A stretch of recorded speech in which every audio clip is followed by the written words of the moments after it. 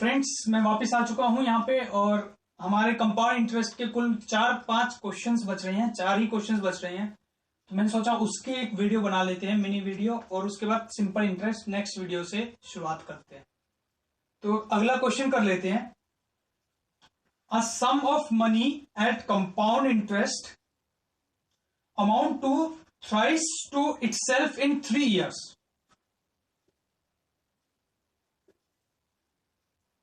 In how many years it will become 9 times?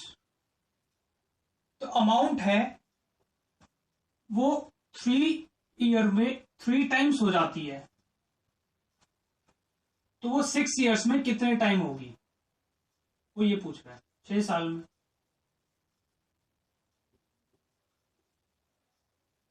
तो हमें पता है जो इनके बीच में रेशो होता है वही इनके बीच में रेशो होता है। तो एक अगर 3 गुना हो गई है तो ये अब इसका 3 टाइम्स हो जाएगी, तो 9। तो 6 साल में 9 टाइम्स हो जाएगी। तो आंसर क्या हो गया? 9 टाइम्स इन 6 years। ठीक है, ये एक सिंपल क्वेश्चन था। ऐसा ही एक और, a sum of money doubles itself at compound interest in 15 years. In how many years it will become 8 times of itself?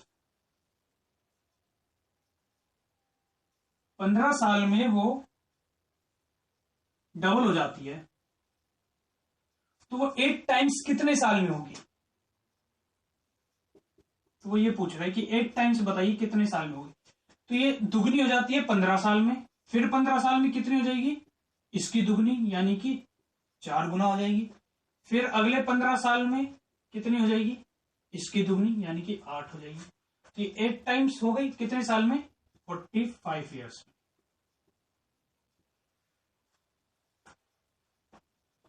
45 years इसका आंसर होगा। ठीक है, ये 15 साल में दुगनी हुई, फिर 15 साल में दुगनी हो गई, फिर 15 साल में दुगनी हो गया। तो प्रिंसिपल 8 टाइम्स हो जाएगा 45 साल में। ये रेशो में ही चलता है, उसी रेशो में कंपाउंड इंटरेस्ट। ये सब बातें हमें पता ही है। आपने पहले वाली वीडियो नहीं देखी है तो उन्हें जरूर देखिए कंपाउंड इंटरेस्ट की। नेक्स्ट क्वेश्चन कर लेते हैं।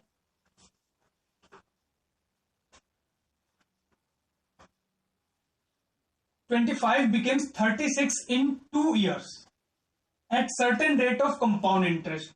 Find rate। 25 36 हो जाता है 2 साल में, तो कह रहे हैं कि सीआई बताइए। ठीक है, ये प्रिंसिपल है, and in 2 years it becomes 36। Then find the compound interest rate. Rate पूछा है, वो रेट कितना होगा? रेट का अभी तक हमने क्वेश्चन कोई नहीं किया। रेट निकालना हो जिसके अंदर ऐसे दिया हुआ प्रिंसिपल और अमाउंट। तो इस केस में क्या करते हैं? Extremely easy. 2 साल का कह रहा है तो इसका अंडर रूट कर दीजिए, दोनों का। प्रिंसिपल का अंडर रूट कर दीजिए, अमाउंट का अंडर रूट कर दीजिए। 5:6। 5:6 हो गया। वो पूछ रहा है रेट।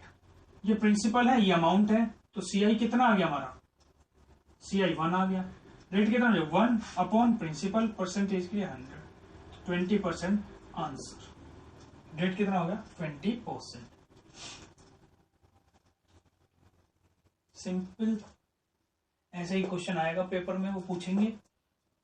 वैल्यूज थोड़ी सी ज्यादा या छोटी हो सकती हैं, बस क्वेश्चन ऐसा ही आएगा। 2 साल का है। 3 साल का कहता तो हम क्यूब रूट कर देते, 2 साल का है तो स्क्वायर रूट कर दिया, सिंपल हमारा रेट आ गया। फॉर्मूले से करते हैं तो हम प्रिंसिपल, अमाउंट, पता नहीं मुझे कैसे करते, उसमें जाते पावर के अंदर, फिर वहां से वापस रिटर्न होकर आते। ऐसे ही अब अगला एक 3 साल वाला कर लेते हैं। 2197 becomes 4096 in 3 years।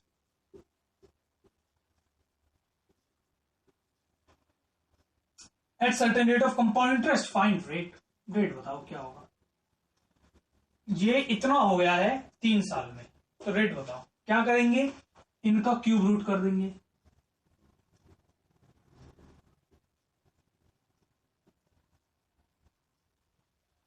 कितना आएगा।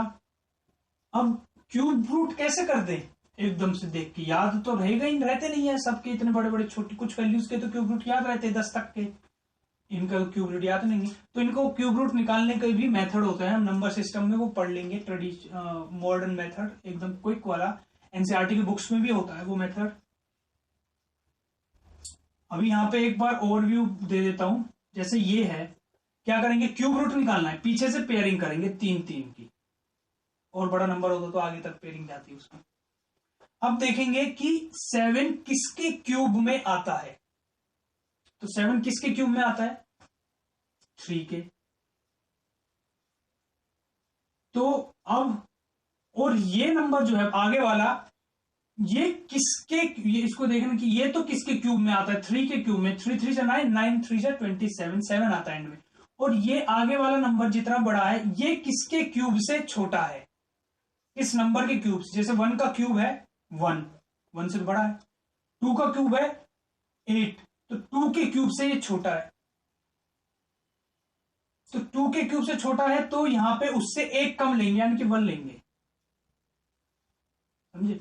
मतलब मैं इसको थोड़ा घुमा के बता गया कि ये देखेंगे कि ये किसके क्यूब से बड़ा है, इसका नियरेस्ट क्यूब कौन सा है।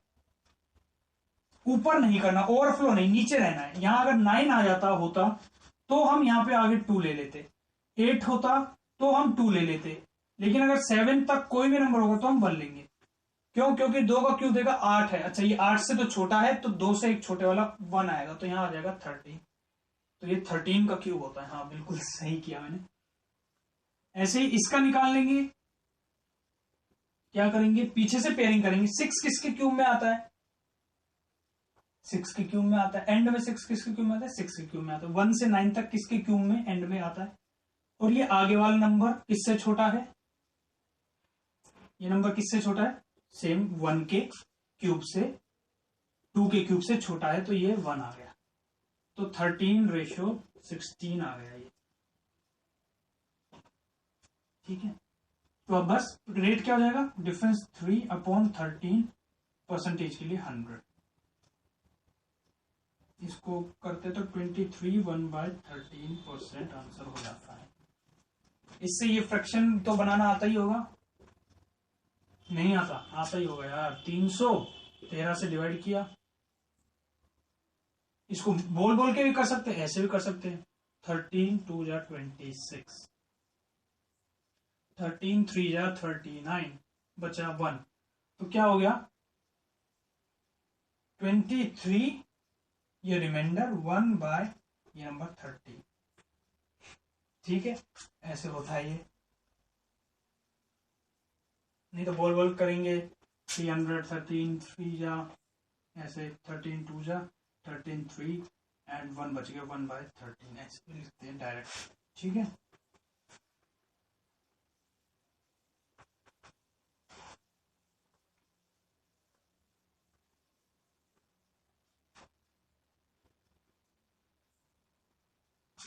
यहां पे कंपाउंड इंटरेस्ट हमारा चैप्टर खत्म हो चुका है। एक क्वेश्चन और है, कर ही लेते हैं उसको भी, ये मैं वैसे करा ही चुका हूं पहले, 3 साल के अंदर, वही कि मनी डिवाइड अगर 3 हिस्सों, दो हिस्सों में बांटना है 3 साल के लिए। क्वेश्चन कर लेते हैं। A man divide 17,050 among his 2 sons of 12 year and 15 year। ऐसे कुछ पहले कर चुके, लैंग्वेज चेंज है बस, तो आप पेपर में बुक में देखिए और आपको कुछ डाउट है इसलिए। so that they will get same amount at the age of 20, ठीक है। if the rate is 20%, find each part, हर एक का हिस्सा बताइए। एक 12 साल का लड़का है, एक 15 साल का लड़का है, पिताजी ने बांटा है 12 और 15 साल के बच्चों में इस तरह से पैसा कि जब 20 साल के होंगे, जब दोनों 20 साल के होंगे तो उनके पास इक्वल पैसा होगा। कैसे करेंगे, उसमें पहले क्वेश्चन हमने ऐसा करा, उसमें डायरेक्ट वैल्यूज थी, यहां ऐसे, मतलब कि इसके पास कितने साल के लिए पैसा रहेगा, इस लड़के के पास 8 साल के लिए, हम इसका नाम ए मान लेते हैं, इसका बी, और इसके पास कितने साल के लिए रहेगा? 5 ईयर्स के लिए। तो ए के पास रहेगा 8 साल एंड बी के पास रहेगा 5 साल। दोनों में रेशो में बटेगा। किस रेशो में? इसको बनाएंगे 1/5 हो गया ये। एक के पास 5, एक का हिस्सा होगा 6। 5 और 6 किसके पास कौन सा जाएगा? जिसके पास ज्यादा साल के लिए पैसा रहेगा उसे हम कम पैसा देंगे, और जिसके पास कम साल के लिए पैसा रहेगा उसे हम ज्यादा पैसा देंगे। यहां तक क्लियर है? अब दोनों के बीच में डिफरेंस कितने का है? 3 साल का है। इसके पास 8 साल के लिए पैसा है, इसके लिए पास 5 साल के लिए। 3 का डिफरेंस है। 3 का है तो दोनों का क्यूब कर देंगे। तो ये हो गया 125, ये हो गया 216। तो किस किस हिस्से में पैसा बटेगा? ए के पास कितना जाएगा? 125 अपॉन दोनों का सम इंटू 17050। और ये पूरा पूरा देखेंगे हम तो 5 पे कट रहा होगा 50। 125 इंटू 5 तो आंसर आ जाएगा 6250। ठीक है, ऐसे ही इसका हम निकाल लेंगे। तो यहां पे हमारा कंपाउंड इंटरेस्ट चैप्टर पूरा खत्म हो चुका है। कोई भी क्वेश्चन हमारे पास आ जाएगा अब हम उसको कर देंगे। सेम ही यही लॉजिक लगने हैं। इनको नोट्स मेंटेन करिए और उनको एक बार वीडियो से जब देख लिया उसके बाद उन नोट्स को खुद से रिवाइज करिए। कोई डाउट आया तो मुझसे पूछिए उसके बाद, और अभी कोई डाउट आया वीडियो के बीच में तो आप मुझसे पूछ सकते हैं। और उसके बाद आपको चैप्टर एकदम रेडी है कंपाउंड इंटरेस्ट का, कोई भी क्वेश्चन करने के लिए कहीं पर भी आ जाए। इससे ज्यादा कहीं कोई पढ़ाया नहीं जाता है और कहीं पढ़ाने की जरूरत भी नहीं होती है। ये मोर देन इनफ होता है। ये एकदम सैचुरेटेड स्टेट पर है, ना कम है और ना ही ज्यादा है। और इससे ज्यादा पढ़ने का कोई फायदा नहीं है। आप कैट की लेवल की तैयारी करें या यूपीएससी की तैयारी करें तो उसका कोई फायदा नहीं है। एसएससी लेवल का कोई क्वेश्चन का डाउट है नहीं होता है मुझे, आप भेज सकते हैं स्क्रीनशॉट, या आप क्वेश्चन लिखकर अपलोड कर सकते हैं कमेंट में। ठीक है, तो यहाँ पे चैप्टर खत्म है। आपको अगर ये चैप्टर समझ में आया है और आपको लगा है कि अच्छे से पढ़ा दिया गया है तो अगला चैप्टर भी आप पढ़िए, देखिए उसको हम कैसे पढ़ते हैं। और भूलिए मत चैनल को सब्सक्राइब करने के लिए, और शेयर करिए, लाइक करिए, डाउट आए तो कमेंट करिए, और मुझे चीयर करना है तो कमेंट करिए। और ठीक है, आपने अगर पहले की वीडियो नहीं देखी है तो मैं नीचे डिस्क्रिप्शन में मेंशन कर दूंगा, आप पीछे वाली वीडियोस भी देख लीजिएगा।